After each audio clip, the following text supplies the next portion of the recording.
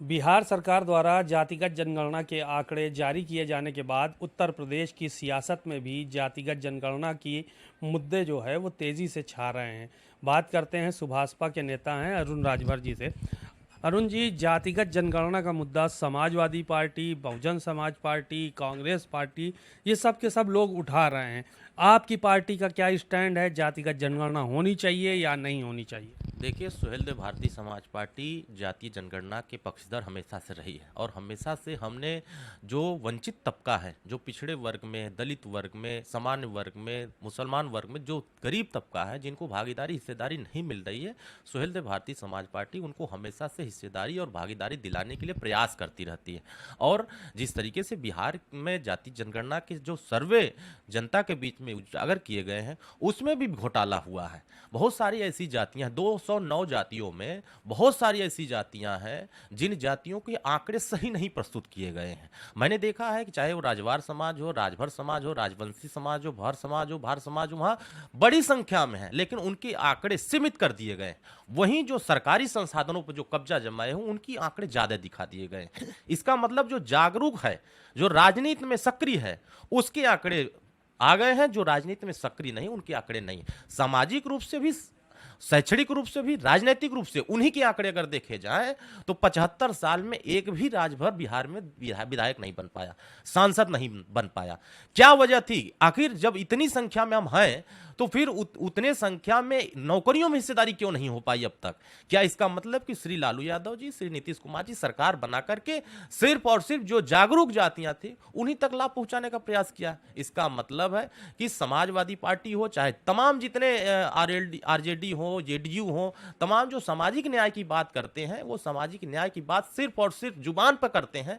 धरातल पर जो कमजोर तबका है उसको वास्तविक सामाजिक न्याय नहीं देना चाहते। एक सवाल ये था, आप लोग गठबंधन में हैं तो यहाँ पे क्यों नहीं आप करा ले रहे हैं जातीय जनगणना? दबाव बनाइए सरकार पे, हो जाएगी जातीय जनगणना यहाँ भी। सिर्फ जातीय जनगणना ही एक बहुत बड़ा मुद्दा नहीं है या बहुत बड़ा विकास का रास्ता नहीं है। समाज में विकास अंतिम कतार तक पहुंचाने के लिए समाज में उस तरह की सोच होनी चाहिए। हम कह रहे हैं, कांग्रेस कह रही है आज अगर जातीय जनगणना की बात, तो 60 सालों तक सरकार चलाई है। 2011 की जनगणना लागू कराने के लिए इन लोगों ने, जो आज कांग्रेस का समर्थन कर रहे हैं, बहुत बार कहा होगा, लेकिन कांग्रेस ने नहीं किया। वो जानती थी कि जो पिछड़े वर्गों में, दलित वर्गों में, सामान्य वर्गों में लोगों में मतभेद पैदा होगा, ये उनके दिमाग में, आज वो दिमाग में उतर गया। ये सिर्फ सत्ता पाने के लिए कांग्रेस इस तरह के बयान कर रही है। सत्ता में थी तो नहीं जाती जनगणना कराई, सपा सत्ता में थी तब नहीं कराई जाती जनगणना, बसपा सत्ता में थी नहीं कराई। आज मौसम देखा कि बिहार में हो गया तो हमारे यहां होना चाहिए, क्यों नहीं होना चाहिए? लेकिन आपने जब मौका मिला था तो आपने उन वर्गों के लिए क्या किया जो 3 अक्टूबर 2013 को इलाहाबाद हाईकोर्ट ने कहा कि यादव, अहीर, ग्वाल, ढड़होर अकेले अपनी आबादी से ज्यादा आरक्षण का लाभ उठा रहे हैं, चमार, जाटव, धुसिया अपनी आबादी से ज्यादा आरक्षण का लाभ उठा रहे हैं। तब तो यह नहीं कहा कि 79 जातियां उत्तर प्रदेश में जो आज तक कुछ नहीं पाई हैं उनको देना चाहिए। किसी ने नहीं कहा जो आरक्षण मजबूत पिछड़े वर्ग को मिल रहा है उन पर रोक लगनी चाहिए, जो कमजोर वर्ग है उनको आरक्षण मिलनी चाहिए, आर्थिक रूप से जो कमजोर है उसको आरक्षण मिलनी चाहिए, सामाजिक रूप से दबा हुआ उसको ऊपर उठाना चाहिए। राजनीति में जिस आज बहुत सारे ऐसी जातियां हैं, राजनीति में कोई पहचान ही नहीं है। बंजारा जाति कोई पहचान नहीं, अर्कवंशी जाति कोई पहचान नहीं, नाई जाति कोई पहचान नहीं, खरवार जाति कोई पहचान नहीं, चौरसिया जाति कोई पहचान नहीं है, राजभर जाति कोई पहचान नहीं थी, लेकिन हमने पहचान कराया।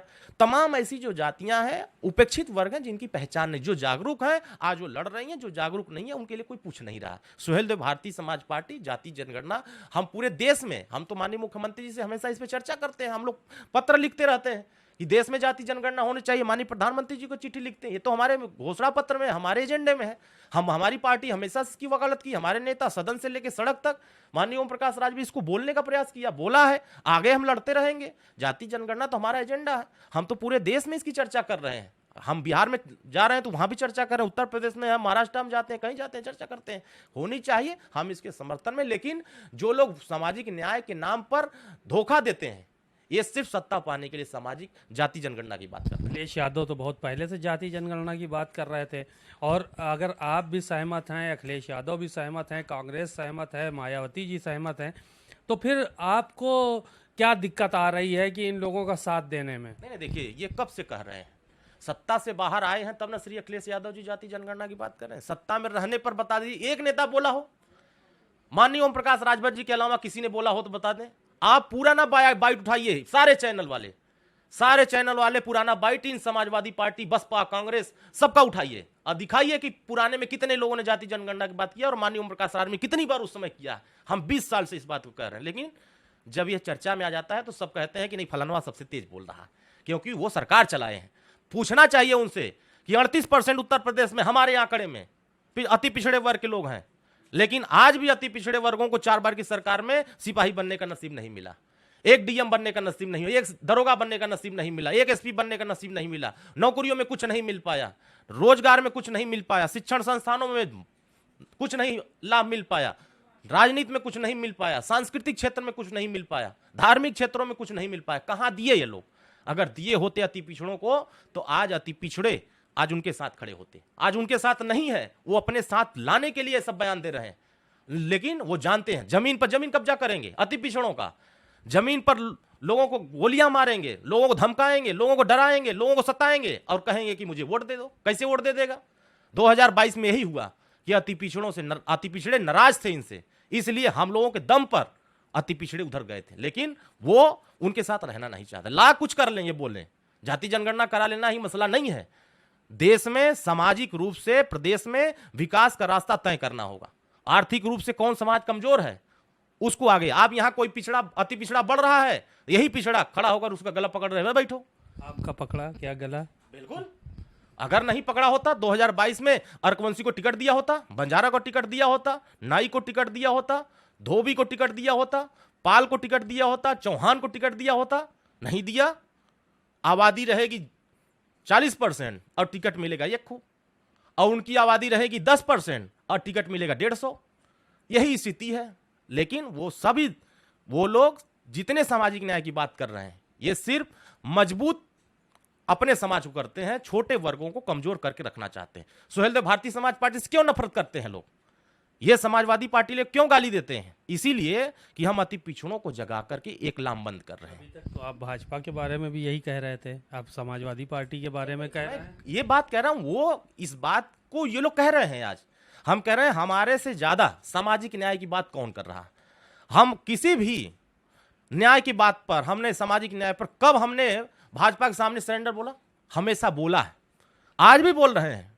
हमारे समाज के साथ कहीं अन्याय होता है हम खड़े हो जाते हैं, न्याय दिलाते हैं। लेकिन हमारे समाज के साथ हत्या हो गई, बनारस में यादव ने हत्या किया, एक समाजवादी पार्टी के नेता बता दे जो बोला हो उस पर।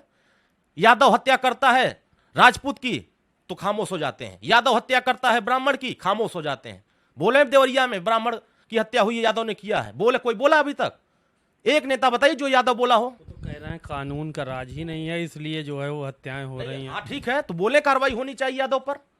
जो लोग कह रहे हैं कानून का राज नहीं है तो वो बोले कि नहीं यादव ने गोली चलाया है, उस पर कार्रवाई होनी चाहिए। बनारस में कार्रवाई हुई, सरकार अगर हमारी नहीं, योगी जी की सरकार नहीं होती तो कार्रवाई नहीं होती। यादव ने हत्या किया, यादव के खिलाफ कार्रवाई हुई। लेकिन एक नेता बताइए जो बोला हो। जमीन कब्जा किया गया, 25 बीघा जमीन राजभर की, लेकिन छोड़ाने के लिए कोई, यादव कब्जा किया, छोड़ाने के लिए कोई बोल ही नहीं रहा। लेकिन एक नेता बताइए जो बोल रहा हो। उत्तर प्रदेश के कई ऐसे गांव हैं जहां गरीब समाज की जमीन आज भी यादव कब्जा किया है, लेकिन कोई बोल नहीं रहा। सरकार इसीलिए छोड़ा रही है सब जमीनें। जो कार्रवाइयां हो रही हैं तो ये चिल्ला रहे हैं कानून नहीं सही काम कर रहा, ये नहीं कर रहा, वो कर रहा। अपनी सरकार में एक तरफा काम किया है और बाकी कमजोरों के साथ अन्याय किया है, इसी से लोग दुखी हैं। अब ये सोच लेंगे कि ये बयान दे देंगे तो हमारे साथ वोट आ जाएगा, नहीं आएगा। बीजेपी आप लोगों के साथ अन्याय नहीं कर रही है, आप लोगों को जो है वो बढ़ावा दे रही है, आपकी गर्दन नहीं पकड़ी जा रही है इस सरकार में। ये मान के चला जाए, कल तक तो यही कह रहे थे आप लोग कि हमारी गर्दन पकड़ लिया, अधिकार छीन लिया, आरक्षण छीन लिया। बीजेपी के ऊपर तमाम इल्जामात लगाए थे आप लोगों ने। नहीं देखिए, जो चीज सामने दिखता है उसको कहा जाता है। अभी वर्तमान में हमारे समाज की सुरक्षा, हमारे समाज की सम्मान, हमारे समाज की प्रगति माननीय योगी आदित्यनाथ जी के कार्यों से हो रहा है।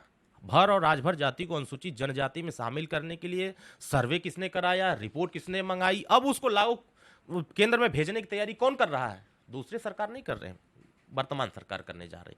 और पूरे देश में कहीं भी हमारे समाज के साथ अन्याय जुल्म होगा, हमारी सरकार खड़ी हो रही है। हमारे समाज थाने पर मुकदमा नहीं होने देते थे, पूर्व की सरकारों को बता रहे हैं। आवाज कोई भी जात दरखास्त दे रहा है, मुकदमा दर्ज हो रहा। कहीं ना कहीं हमारे समाज की सुरक्षा बढ़ी है, हमारे समाज का मनोबल बढ़ा है, हमारे समाज को साहस मिली है, हमारे समाज को आगे बढ़ने का रास्ता मिला और हमारे समाज के लोग आगे बढ़ रहे हैं।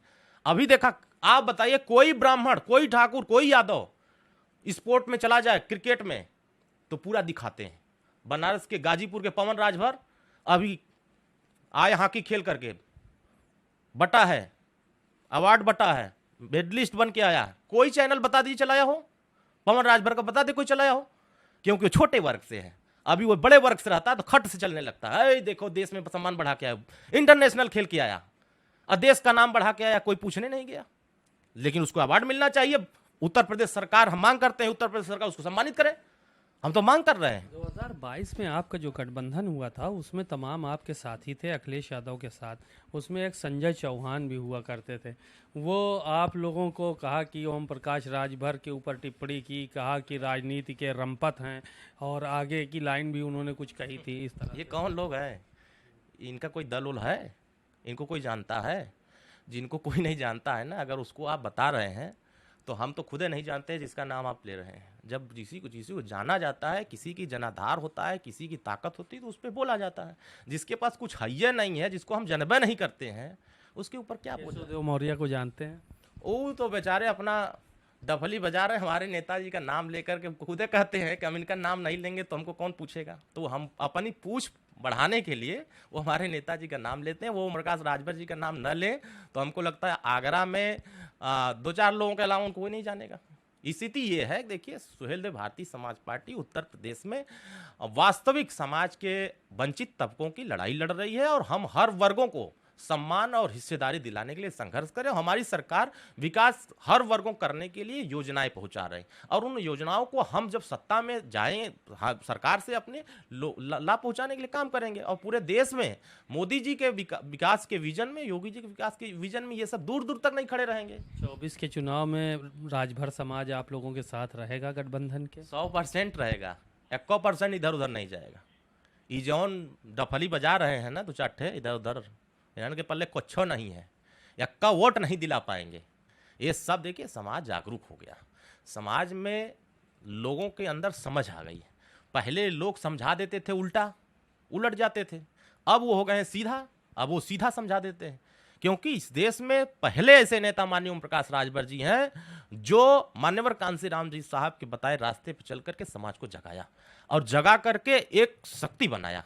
जिसके पास दल होता है, उसके पास बल होता है, उसके पास शासन होता है, उसके पास पावर होता है, उसके समाज की रक्षा होती है, सुरक्षा होती है, उसका सम्मान होता है, वो आगे बढ़ता है। और हमारा समाज अब समझ गया है कि पीला झंडा माननीय ओम प्रकाश राजभर जी, चुनाव चिन्ह छड़ी, ये हमारा दल है, ये हमारा झंडा है, ये हमारा निशान है, ये हमारी पहचान है और यही हमें समाज की ताकत दिखाएगा और हिस्सेदारी, भागीदारी दिलाएगा। बाकी तो सभी चिल्लर इधर उधर। बहुत से राजभर समाज के नेता बड़े नाराज रहते हैं आपसे, मंत्री हैं सरकार में, वो भी उल्टी सीधी बातें तमाम कहते हैं। नहीं, देखिए, वो ये बात आप कह रहे हैं, आप ही के चैनल पर मैंने देखा था, जिस नेता के नाम आप कह रहे हैं उन्होंने खुद कहा कि समाजवादी पार्टी के नेता गांव में अब जाकर के झूठ फैला रहे हैं। और ये आदत ही पुराने आदत ही है, ऐसा नहीं है। हमारे दल को रोकने के लिए कौन ऐसा नेता है जो चाहता है कि हमारा दल आगे बढ़ जाए? सब चाहते हैं खत्म हो जाए, लेकिन वो अपनी राजनीति का, हमको गरिया कर राजनीति कर रहे हैं। उनके पास कोई एजेंडा नहीं है। वो अपने, अगर कोई नेता है अपने दल का विचारधारा बताए तो मुझे लगता है कि वो आगे बढ़ सकता है, लेकिन हमको गरिया कर, वो चाहते हैं कि इनका नमवा लेंगे तो चैनल वाले दिखाएंगे और दिखा देंगे तो हमको कोई जान जाएगा। तो अपनी जान पहचान बताने के लिए, अपनी ताकत जनता तक पहुंचाने के लिए, अपनी बात पहुंचाने के लिए हमारा नाम इस्तेमाल करते हैं और उनके पास कुछ नहीं है। वो अपनी ताकत खुद जानते हैं, कमरा में बैठ जाएंगे तो लौट जाएंगे, उनको कोई जनता नहीं करता है। तो प्रदेश में माननीय ओम प्रकाश राजभर पूरे देश में ब्रांड बन गए हैं। अब ब्रांड राजभर हुआ है पूरे देश में। पीला झंडा एक ब्रांड है। पहले पीला झंडा, पीला कपड़ा बिकता नहीं था, अब तो व्यापारी लोग भी खुश हो गए हैं कि कम से कम ये ब्रांड पीला जो है हमारा एक व्यापार बढ़ा दिया है। तो कम से कम हम भी व्यापार में, हमारे समाज के लोगों ने योगदान इतना बड़ा किया है कि कम से कम पूरे देश में आज पीला झंडा की वजह से पीला कपड़ा बिकने लगा है। तो पीला जब जितना मजबूत होगा उतना देश सशक्त होगा, आर्थिक मजबूत होगा। बातचीत के लिए शुक्रिया। अरुण राजभर जी, बहुत ही तमाम बातें उन्होंने कही और कहा कि जाति जनगणना होनी चाहिए और इस बात की हम मांग लगातार करते रहे हैं 20 वर्षों से। हम लोग प्रधानमंत्री को चिट्ठी भी लिखते हैं, मुख्यमंत्री को चिट्ठी भी लिखते हैं कि जातिगत जनगणना हो, लेकिन जो लोग आज जातिगत जनगणना की बात कर रहे हैं उन्होंने अपनी सरकारों में इन जातियों के लिए कुछ भी नहीं किया और ना ही जाति जनगणना कराई। कैमरामैन श्रवण कुमार वर्मा के साथ सीमा नकवी, भारत समाचार, लखनऊ।